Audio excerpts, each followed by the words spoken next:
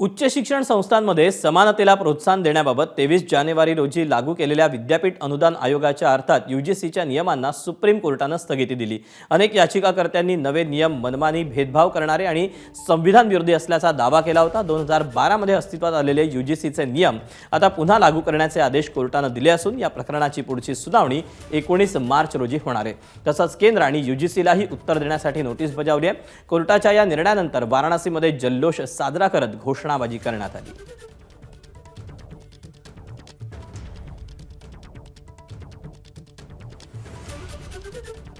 आज माननीय supreme court ने जो UGC रेगुलेशंस नए नियम पास किए गए हैं उस पर सुप्रीम कोर्ट ने रोक लगाई है, उसको एबियंस में रखा है और सुप्रीम कोर्ट ने अपनी पावर्स को एक्सरसाइज करते हुए अंडर आर्टिकल 142 जो UGC रेगुलेशंस 2012 हैं उनको इन ऑपरेशन किया, उनको प्रभावी किया।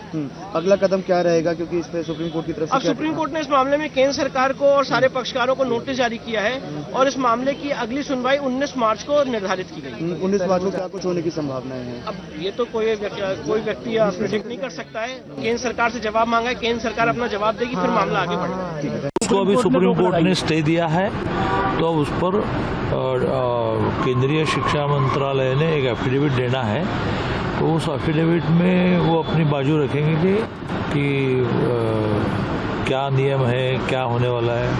और UGC कोई रिजिड, केंद्र का शिक्षा विभाग कोई रिजिड है, बदलेंगे नहीं, ऐसा नहीं है। तो चर्चा से कुछ मार्ग निकलेगा। अभी तो स्टे मिला है, तो स्टूडेंट्स जो आंदोलन करने वाले हैं उनको राहत मिली, तो शायद 19 वगैरह तारीख मिली है, तो उस पर विचार होगा।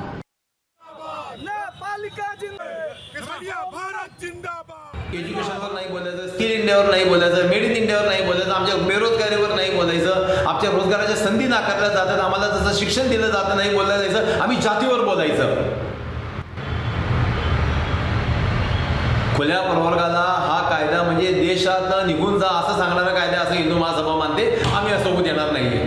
त्यामुळे कोणत्याही राजकीय पक्ष तुमच्या आणि आमच्या बाजूने उभा राहणार नाहीये। आम्ही राहू, हिंदू महासभा राहील। माझं आव्हान आहे आपल्या सगळ्यांना, शुक्रवारी डेक्कनच्या कलाकार कट्ट्यावर आम्ही आंदोलन करतो, आपण सगळ्यांनी यायचंय आणि आंदोलन प्रत्येक शहरामध्ये व्हा, आम्हाला बोलवा, आम्ही येऊ। ABP माझा, उघडा डोळे बघा नीट।